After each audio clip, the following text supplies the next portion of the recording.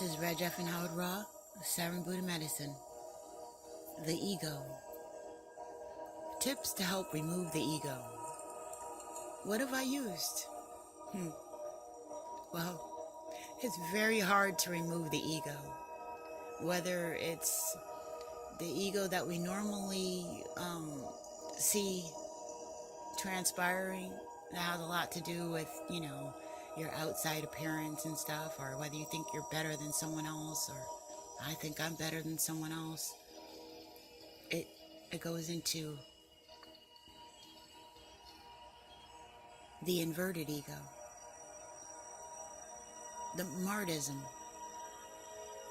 That way we get to point the finger at everybody else who's making us feel bad. Well, look how horrible they are.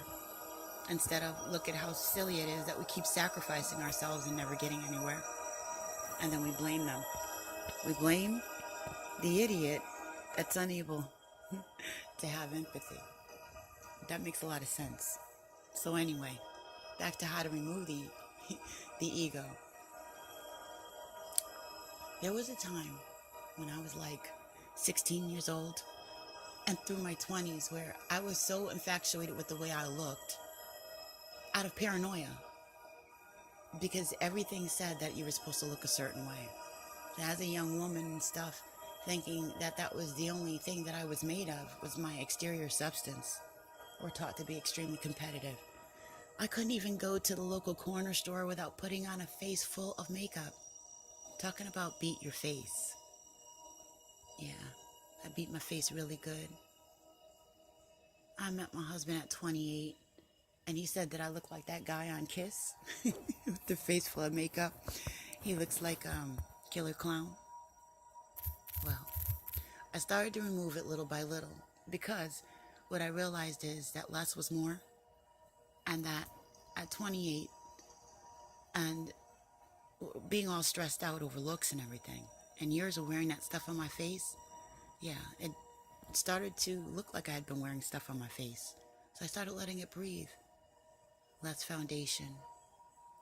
Took off the eyeshadow. No foundation. No eyeshadow. Then I stopped wearing lipstick for years. Then a little eyeliner and some eyebrows, because, listen, early alopecia runs in my family. And I started losing my hair in around 18. So, for me, it's normal to put a wig on my hair. When added with the stress that I was going through, and a lot of medications and the competitiveness, I used perms and a lot of chemicals and stuff, got my hair done a lot. Pulled my hair out even worse. I wouldn't listen. I was told not to do it, but my ego said, you have to look good, Regina. So I kept going to the hairdresser. I kept putting chemicals in my hair. And I kept being around stupid people that wouldn't validate me unless I had the latest or I looked the best that I possibly could, with a beat face, until my heart got beat in and my ego was bruised. And I was 287 pounds, married to this man who told me I looked like Kiss when I put my makeup on to try to look cute. So that was 6-7 years ago. So I'm standing here looking at myself in front of the mirror, and my inverted ego told me that I had to do his schoolwork and mine I had to do his schoolwork. I didn't have mine yet. I decided to have my own. I looked at myself and I decided to go to school. To reverse my inverted ego, I had to get angry. I had to see my own value, and I couldn't see my own value until I had inverted so much, was doing everything for everyone else to validate myself. See, I could only feel good by doing everything for everyone else. I needed you to tell me that I was good enough, that I was worthy, that I was okay. I got those messages when I was that 2, 3, 4-year-old child, before preschool, sitting in front of the television, looking at gender roles, going through an abusive environment that had been programmed into my home due to social engineering. Yeah, that's a mouthful. It took a lot of therapy and self-help groups and stuff, to be able to say that on my own accord, my own steam, my Creator's will for me to speak. Getting out of my inverted ego, saying that I had the right to speak started. Saying I had the right to have my own degree, to have my own classroom, to have my own grades and all that kind of stuff, to experience that for myself. It made no sense when I got a chance to weigh things. The messages in my head said I wasn't good enough, but I was good enough to help someone else, and I started to want a little bit of that. So at school, there's all these classes and stuff. This guy looked at my 287-pound self that had teenage children at home and said to me, you should just take one class because you're not going to make it. I had picked out 4 or 5 classes for my first semester. And I said, but I helped my husband with his homework. And he said, yeah, but you're not going to make it. And that angered me. So I signed up for all 5 of my classes, and I did very well. And I kept doing that for like 6 semesters. I was taking 4 and 5 classes and doing the schoolwork at home for my husband and taking care of my children. All that energy that I hadn't used all those years on myself, man, I tapped into it. And while I was at school, I also realized that I was so intimidated still by all those other people. It wasn't that I was stupid, I just didn't know how to feel exerting my voice. See, I'm an incest survivor. So when you look at how child development and all that stuff works, it's pretty messed up. Went from an incest survivor to someone, only way that I could survive when I was a teenager was to prostitute myself. And that's another story too. There really wasn't another alternative for me at that time. Call it extortion. I can relate to that. Child slavery and all that kind of stuff through a parallel. I can kind of relate to it. And how the women are programmed to endorse it, to reinforce it, and to shame the children. I can relate to that too. So all this came into play with the way that I looked at authority and interacted with people. It was very difficult for me to start to reverse the inverted ego, a self-loathing, low self-esteem, martyrdom that I had going on. Man, I'm writing a book. Right now I'm really trying not to think about that too much. What I did at school was I took a dance class. On dance class, I didn't want my wig to pop off. So one of the first things that I did was they had this room with all these skinny girls. Oh, they were so cute. In dance class. And they were all younger than me. And here I was in my 40s in dance class. In dance clothing. Leotards. The mandatory. I'm still heavy, although I'm losing the weight and doing yoga at home and feeling better about myself and getting good grades. But I know I need to go further with my image, with the way I feel about myself. And I need to be more than exterior. Now, how do I get at that? Learning psychology and some of the stuff that I knew that this was one of the ways to push. So what was I doing here? With all these young women, with their beautiful figures, dancing, with my 287-pound figure, this black woman, class majority, white skinny women, in this dance class. I felt so out of place. But I decided that I was there for spirit. And I knew that my authenticity would prove that each day that I was there. That I took my wig off, put my scarf on, put those leotards on, and interacted with those women and did the class just as they did. And there was times that I cried. But I kept pushing. because I knew that in my mind I was connecting with source energy, with that part of myself I had lost that was damaged so long ago. And I did. And I kept taking dance class. And I took a yoga class. And I took an acting class, theater. And I took public speaking. And I did everything I could to come out of that shell so that I could speak to you.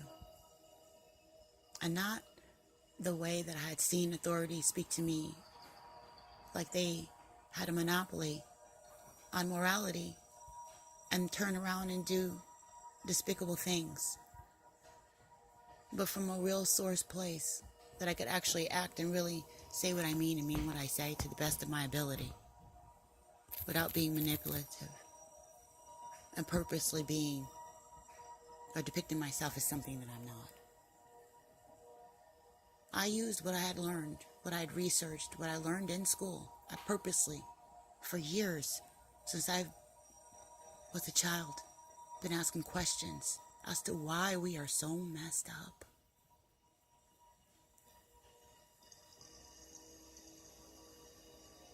And it wasn't until, I didn't start finding many answers until I was so lost in it. But I thank goodness, I thank the Creator that I have found so many answers now that I can learn to find the words to share with you. And ego is one of them. It's very, very tricky. See, you might think that you brought a lot of things on yourself, but that too has a balance. There's a pole. Because back to the social indoctrination and engineering, there's some stuff that we bring on ourselves after we become an age to make decisions. I mean, the Creator does give us an inclination. And it's our choice whether we want to start paying attention to these subtle messages, just like subtle energy when it stands up, when our hairs stand up on end. And when the pit of our stomach drops because somebody gorgeous sat next to us and we feel a little bit more insignificant. Perhaps that's because we still believe the lie, the illusion, that your exterior determines how far you get in society. That it should be that. That's the illusion. It shouldn't be. And it really isn't when you get close to people. It's who they are inside that makes you want to be with them. It's how they make you feel, not what they look like. You can be Gucci'd up. You can be, have went to the beautician 1,000 times. You can smell like a flower and have all the finest perfumes and things and be rotten to the core in the inside. Look at people. Just look at people. Trying to dress up the outside. Clean cymbals and sounding brass. Clean on the outside and filthy in the inside. And I knew that about myself when I had to beat my face just to be able to go to the corner store. I was so shallow, so inverted, so lost. And no, they couldn't help me. Church couldn't help me because they were behaving like idiots. I came from a family of church folk who talk about agape love, and they turn their nose up at their next door neighbor and the child in the family because they have a different kind of spirit. I saw intolerance. I saw hate through incest, through indifference, through ostracization, through lies and cover-ups.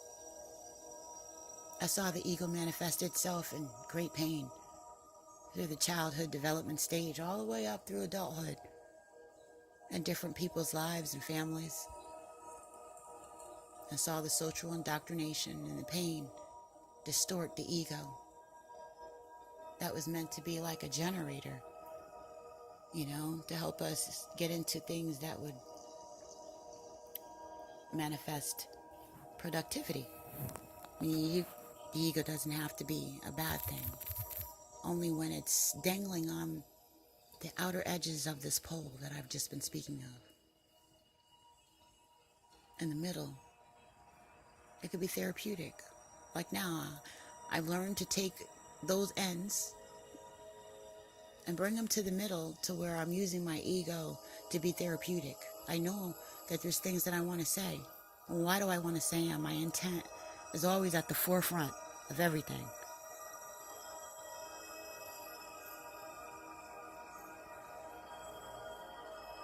When I'm standing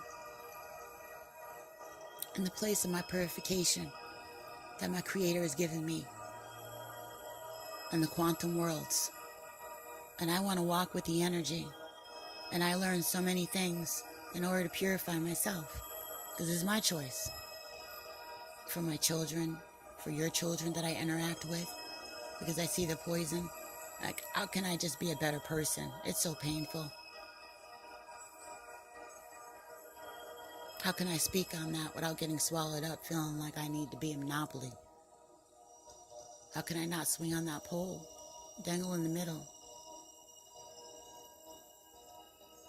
I wonder what a trapeze artist's worst fear is. Huh? When he gets off of that rope. What is the trapeze artist's worst fear?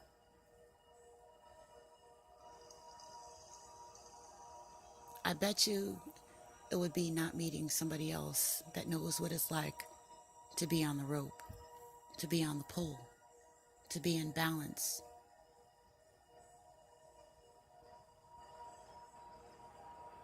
If you do a little Tai Chi or Qigong, and you're standing there hovering with the energy coming through you, and you're doing a visualization, and you're standing, balancing.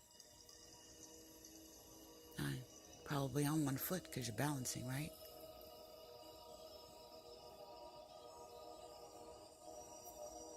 The ego is helping me focus, helping me block out what I don't want to hear and see so that I can balance. And I was wondering, what does a trapeze artist fear? What do I fear standing here right now in this space, this pivotal point in between the poles? And that's not seeing you here. Not seeing you feel what this is like. Not being able to weave that interconnection so that I can soothe this burn.